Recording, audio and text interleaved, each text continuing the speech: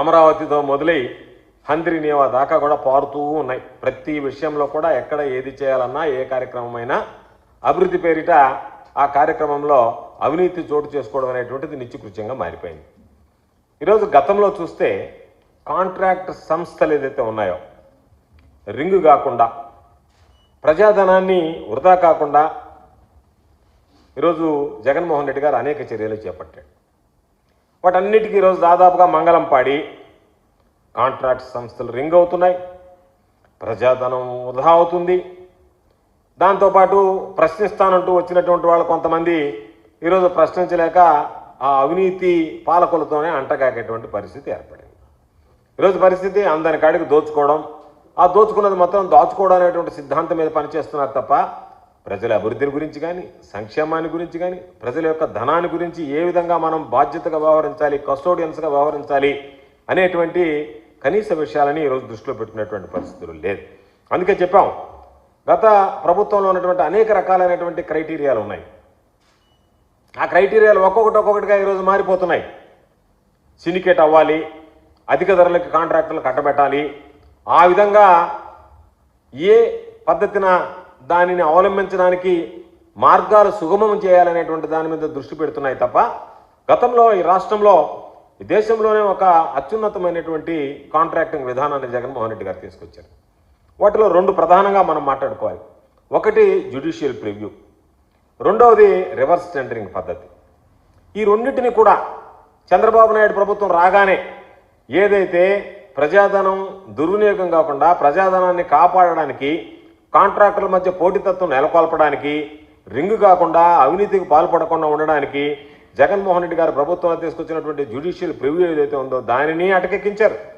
Reverse tendering పద్ధతికి నీరుగార్చారు.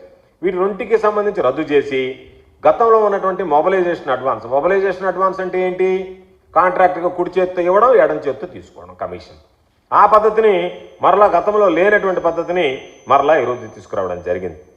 ఈరోజు ఒకసారి చూద్దాం అమరావతి భూములకు సంబంధించి ఏం జరిగింది. రాజధాని ఆ రోజు ప్రతిపక్షంలో శాసనసభ్యులుగా ఉన్నాం మేము. అసెంబ్లీలో చంద్రబాబు నాయుడు గారు పలానా దగ్గర నిజమితంగా ప్రకటించకముందే అనేక పత్రికల్లో లీక్ వచ్చాయి. ఇదిగో ఇక్కడ రాజధాని వస్తుంది, అక్కడ రాజధాని వస్తుంది. పాప అమాయకులందరూ ఆ చుట్టుపక్కల ఉండేటువంటి పొలాలన్నీ కొన్నారు.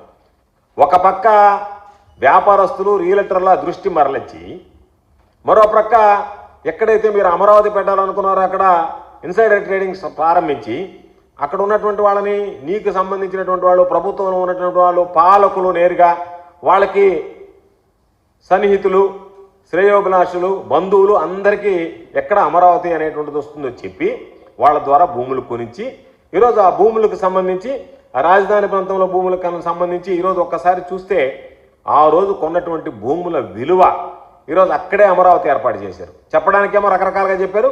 ఒక లీకులు ఇచ్చారు, తర్వాత ఒక ప్రదేశాన్ని ఎంపిక చేశారు. ఆ ఎంపిక చేసినటువంటి ప్రదేశాన్ని మీకు సంబంధించినటువంటి వ్యక్తులకు ముందుగా చెప్పారు, వాళ్ళ చేత భూములు కొనిపించారు. ఈరోజు దాదాపుగా 100 రెట్లు ఈరోజు అక్కడ ఉన్నటువంటి భూముల రేట్లు పెరిగాయి. అంటే మీకు సంబంధించినటువంటి ప్రతి ఒక్కరు కూడా కుబేరులుగా మారిపోయారు మీరు తీసుకున్నటువంటి నిర్ణయం వల్ల. ఈరోజు ఒక్కసారి చూస్తే పాపం ఆ లబ్ధి అక్కడ ఉన్నటువంటి రైతులు కలగలేదు.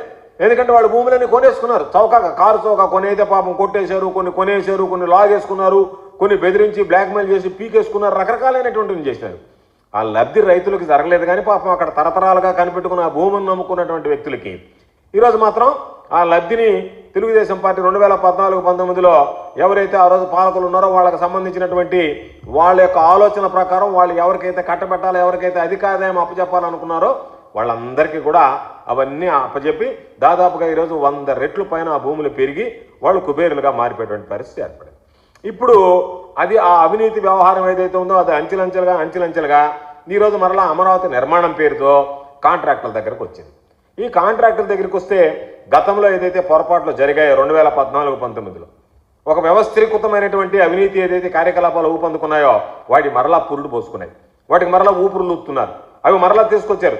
తమకు సంబంధించినటువంటి కాంట్రాక్ట్ ఏజెన్సీలన్నీ తీసుకురావడం, వాటిని సిండికేట్ చేయడం, వాళ్ళకి సంబంధించినటువంటి వాళ్ళకి పనులు అప్పచెప్పడం, వాళ్ళకి పనులు ఇవ్వడం, వాళ్ళకింత, దాని ద్వారా వచ్చేటువంటి దాంట్లో మాకింత అనేటువంటి దాని ప్రకారం జరుగుతుంది తప్ప ఎక్కడా కూడా ఈరోజు పారదర్శకంగా జరిగేటువంటి పరిస్థితి లేదు. ఎందుకు చెప్తున్నాం? చంద్రబాబు గారి హయాంలో పట్టిసీమ టెండర్ జరిగింది. పట్టసీమ టెండర్లో దాదాపుగా ఆ రోజు 258 కోట్ల రూపాయలు లూటీ చేయడం జరిగింది. అసెంబ్లీలో జగన్మోహన్ రెడ్డి గారు మాట్లాడారు, పదే పదే ప్రస్తావించాం. అదేవిధంగా మేము మాట్లాడమే కాదు, 2017-18లో కాగు కూడా దీన్ని కడిగేస్తూ ఈ జరిగినటువంటి అవినీతిని మొత్తం వివటంకిస్తూ ఒక నివేదిక కూడా ఇవ్వడం జరిగింది. అదేవిధంగా వైకుంఠపురం బ్యారేజ్ పనులు 400 కోట్లు పెంచి దాదాపుగా 13.19% అధిక ధరలకి నిబంధనలకు విరుద్ధంగా ఆ కాంట్రాక్ట్ దారాదత్తం చేసి దాని ద్వారా లబ్ధి పొందడం జరిగింది. అదేవిధంగా పోలవరం హెడ్ వర్క్స్కి సంబంధించి జల విద్యుత్ కేంద్రం పనులుంటే వాటిని నవయుగ కంపెనీకి 4.8% అధిక రేటుకి ఇచ్చి 3,216 కోట్ల రూపాయలు ఆ రోజు వాళ్ళకి అప్పగించడం జరిగింది చంద్రబాబు నాయుడు గారు ముఖ్యమంత్రిగా ఉన్న గత ప్రభుత్వంలో 2014-2019 మధ్య.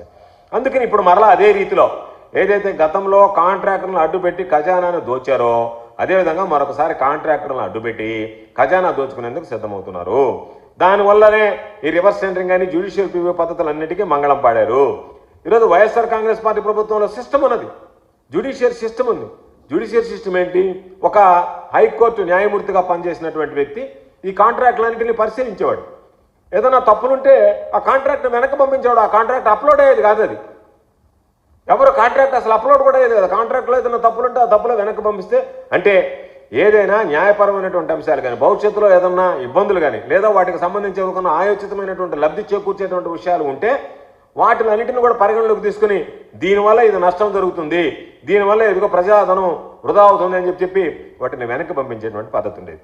వాటన్నిటినీ క్షుణ్ణంగా పరిశీలించి మరలా పంపిస్తే ఆ తప్పులన్నీ సరిదిద్దుకున్న తర్వాత ఈ కాంట్రాక్ట్ ఇచ్చేటువంటి పద్ధతిలో ఎవరికీ నష్టం జరగటం లేదు, ప్రజాధునియం దుర్వినియోగం కాదని ధృవీకరించుకున్న తర్వాతనే ఆ న్యాయమూర్తిగా వ్యవహరించినటువంటి వ్యక్తి ఆ జ్యుడిషియరీ సిస్టమ్ ప్రివ్యూకి ఉన్నటువంటి వ్యక్తి దానికి ఇస్తేనే అప్పుడే దానిని కాంట్రాక్ట్లో అప్లోడ్ చేసేటువంటి పరిస్థితి ఉండేది టెండర్ అని.